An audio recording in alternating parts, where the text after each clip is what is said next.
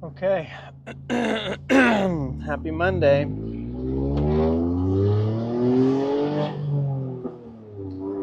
I hope you enjoy these sounds as much as I do. I don't know how well you can hear them, but I installed this exhaust, and as much as I love it, frankly, I think it's just too loud. So I think I'm going to have to get rid of it, which is a sad thing, and I'm going to delay that process for as long as I can, but I think it's inevitable. Man, it's funny how I get to this time in the day and I am tired. I don't feel sharp. And naturally, like last night when I was trying to go to sleep, I could not fall asleep because my mind is just running. Or this morning when I'm trying to focus on work, my mind is just running. And I feel like I'm just full of creativity and I could just talk for maybe not hours, but I could talk for a while on just some things that I've been thinking about. But today is, I want to talk about, how do I say, I guess to put it simply, I want to talk about the 5 pillars of Baptiste yoga and how they relate to life off the mat. I mean, this is basically what yoga is about. And what I eventually learned about yoga is that yoga is a simulation for life. The practice of yoga, it's called a practice because the concepts that you learn in the physical practice can be transferred as a metaphor to your life. And in Baptiste yoga specifically, there are 5 pillars, and I think they have a direct correlation to how to approach life. So if you're integrating these 5 pillars into your practice, you deepen your practice, you come into alignment, you avoid injury, and similarly, if you can apply these concepts to your life, you can be more productive, you can be more just more aligned with your truth and your purpose, and avoid injury, emotional, physical injury, and I'm blabbing, and I've already hit 3 minutes. Probably restart, but I'm going to go through it once, and then maybe I'll do it again a little bit more clean and organized.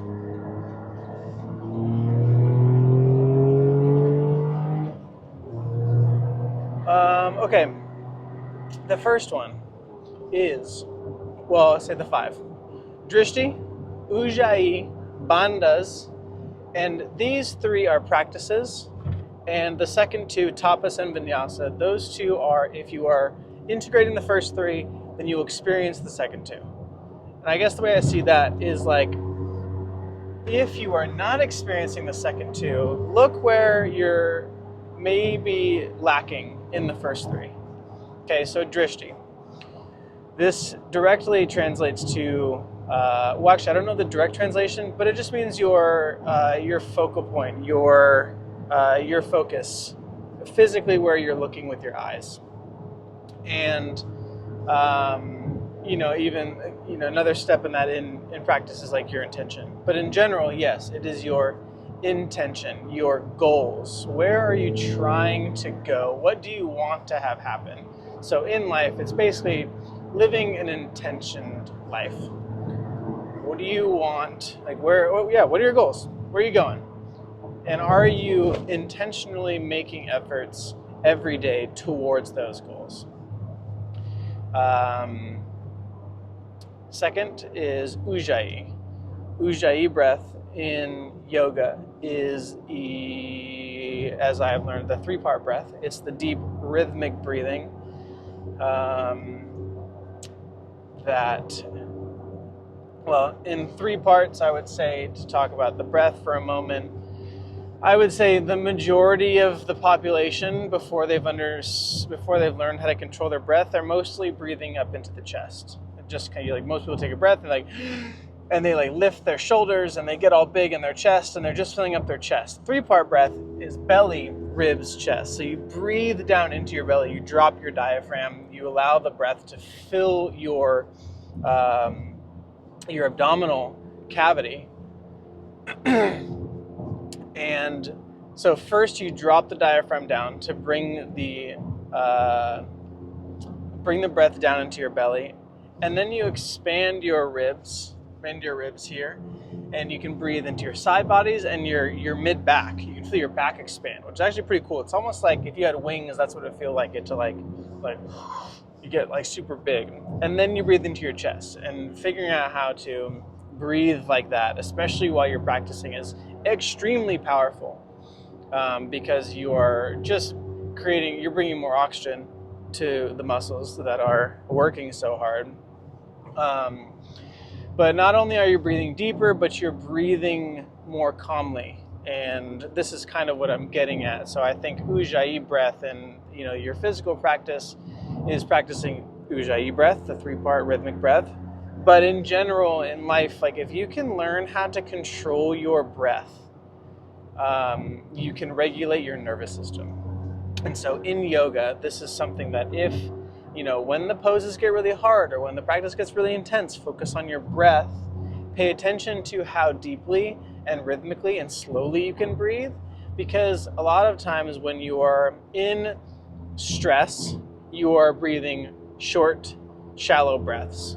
Quick, short, shallow breaths. And that's when your fight or flight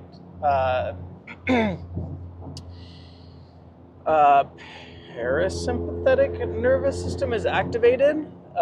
And so your body is tense and stressed. And so if you can learn to control your breath, you can keep yourself out of that fight or flight response and in focus and calm and peace and equilibrium. But in general, like in life, and not just Ujjayi breath, but if you can breathe, control your breath, notice your breath, be in tune of when you've lost your breath. These are really powerful signs about how your body is responding. And so I think breathwork is becoming, I don't want to say trendy, because I think there's a reason why it's becoming popular. It's because, people are realizing the power of breath, and breath awareness and breath control. Okay, so that's 2. Third is bandhas. Bandhas are, in your physical practice, areas in the body to maintain contraction or engagement in order to keep yourself in alignment and out of injury. And so in the practice, it's your hands and your feet, your like your belly button, your core, and your pelvic floor. And those are the bandhas. And so what I think about when I think about comparing this to our lives, or where are the places, what are the habits, where are the areas that require regular engagement or focus in order to keep us in line with our truth, our purpose, our intentions. Like, what are the things that we need to? Because they're not easy. It's like what are the things that we know that we need to? It's like running maintenance. I would say that something, like an example of this could be, well, actually, this is what brought me to this was there's this creator coach, kettlebell coach named Trevor Shan, who I've recently started working with. And he posted this video about the 7 tenets of the superior man. And I think these are a good example. I guess you could say it's a moral code. And he described it as like, without religion, you kind of need to have some sort of moral code, or we'll just call it a moral code to live by, to guide your decision making, to guide your how do I want to say? I don't know, just to guide your decision making. And I think if I can remember his 7, they are in no particular order.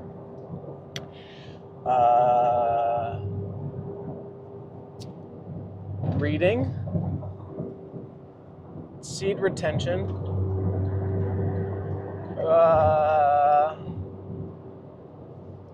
man, that's funny. I can't think of fasting, diet, movement, meditation. I forget the last one. And so basically his argument is like, you need to practice these things in order to be a superior man, essentially. And I think how I like to see that is like, the superior man doesn't, I think I have my own issues with that phrase. And this is my own shit, right? My own projection.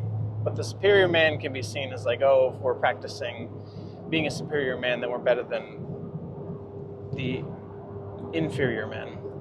But I think it has more to do with ourselves. The older I get, the more I realize there's no competition outside of ourselves. There's no point in competing with anybody else, because everybody else's story is so unique that it just doesn't make sense to compare yourself to others. It simply doesn't. The only person you should compare yourself is to yourself. And so practicing things, exercising discipline in meditation and diet and movement, and like keeping these things steady in your life, it makes you feel, I have a whole nother video. Practicing things like this makes you feel superior than the person you were. It's better than if you don't. Practicing discipline is better than not. I don't know. I'm rambling. 13 minutes at this point. Anyway.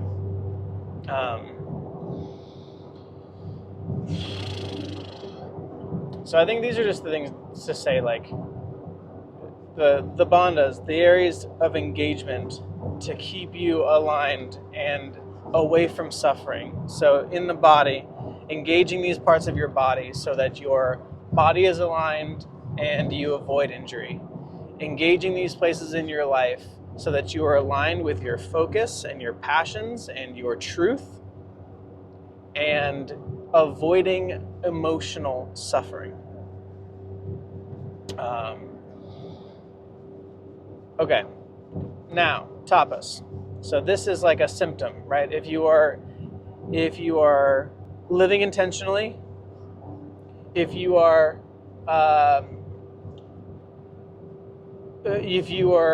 practicing breath work or breath control, or have control of your breath, if you are engaging your bandhas, you will experience tapas. Tapas is like the fire.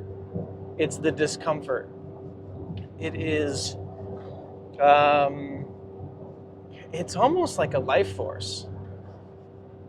Like when you like experience something kind of intense, like that, like fire, that intensity, I think it can be part like adrenaline, but part like discomfort. It's like the things that you know you need to do whether it be like work related or in your interpersonal relationships. It's that really extreme discomfort. It doesn't have to be extreme. It can be subtle, and I think the more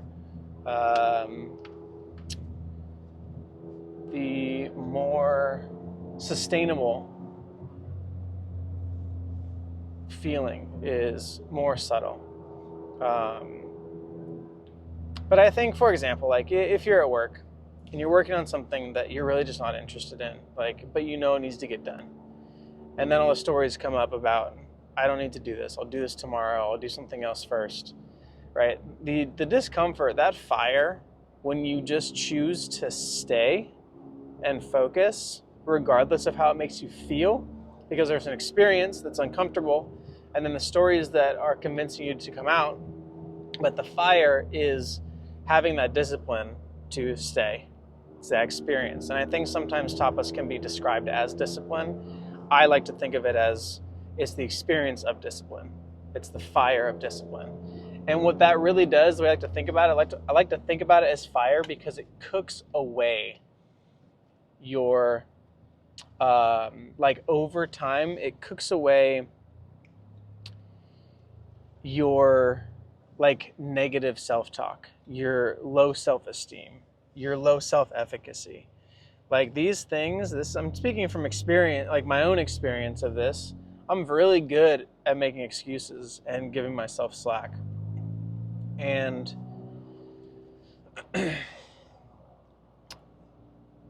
and knowing that I do that does not make me feel good about who I am and how I show up. That's not the person I want to be. I don't want to be the person who just gives up. And so learning how to be in that fire, it builds confidence. Gets rid of the negative self-talk. And it's a serious practice because it's not easy. And this is also a good reason to build accountability groups, because it's really easy to give yourself slack. But if you've put motivational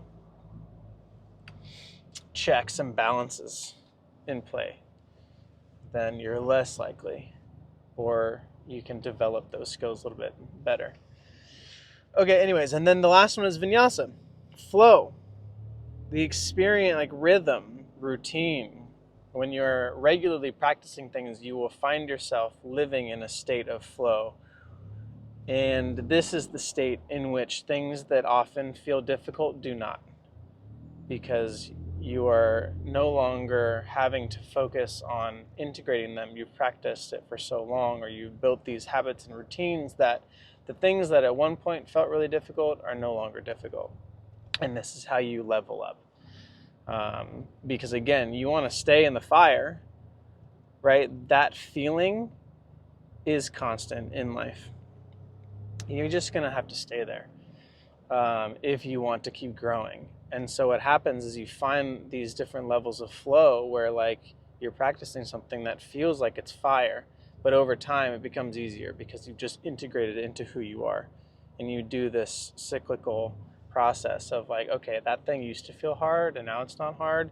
It's like what they say about shit doesn't get easier, you just get better.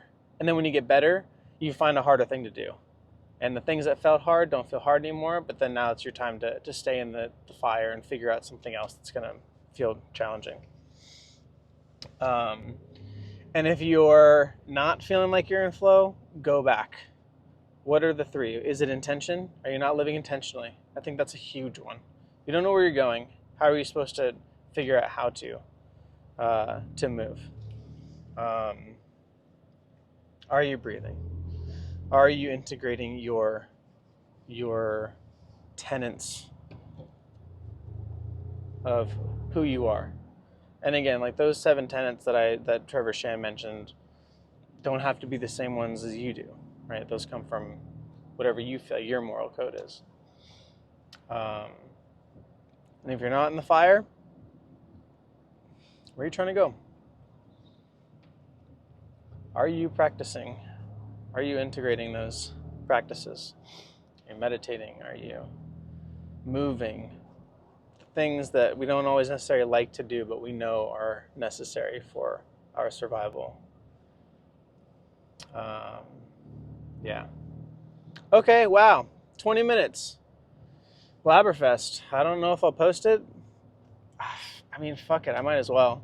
Nobody's watching. Maybe one of you. Stuff Smilo. Love you, bud. All right. Peace.